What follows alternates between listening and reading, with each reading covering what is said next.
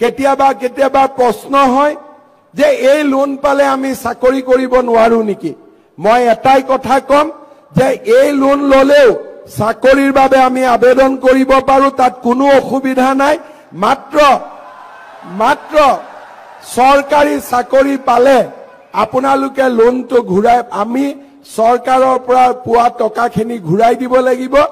আৰু 5 বছৰ পিছত যদি আমি চাকৰি পাওঁ তেতিয়াহলে এই টকাখিনিও আমি ঘূৰাই দিব নালাগে কাৰণ 5 বছৰ পিছত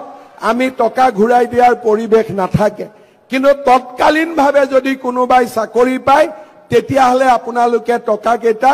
উভতাই দিব লাগিব শ্ৰদ্ধাৰ যুৱক যুৱতী বন্ধু বান্ধৱীসকল মই যদিও চাকৰি প্ৰসংগটো আনিছো মই অনুৰোধ কৰিম আপোনালোকৰ মনত আপোনালোকৰ বুকুত ইমান সাহস আছে আপোনালোকে জব সিকাৰৰ পৰিৱৰ্তে জব গিভাৰ হোৱাৰ বাবে চেষ্টা কৰক অৰ্থাৎ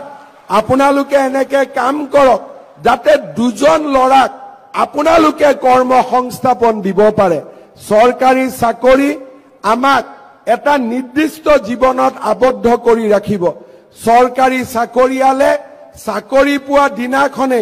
তেওঁলোকৰ জীৱনৰ সপোনবিলাক শেষ হৈ যায় বহুতে ভাবে যে চাকৰি জীৱনৰ আৰম্ভণি কিন্তু মই নিজে দেখি আহা কথাটোৱে হ'ল যে চাকৰিয়ে জীৱনৰ সপোনবিলাক সেই দিনাখনে শেষ কৰি দিয়ে তাৰ পিছত গতানুগতিক অফিচত আহা নিৰ্দিষ্ট দৰমহা লোৱা আৰু মানসিক হেঁচাৰ মাজত চাকৰি কৰা কিন্তু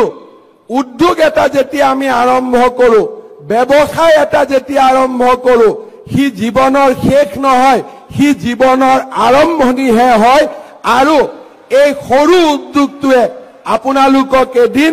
আকাশ চুব পৰা পৰিবেশলৈকে লৈ যাব পাৰে চাকৰিয়ে জীৱনৰ সপোন ৰুদ্ধ কৰে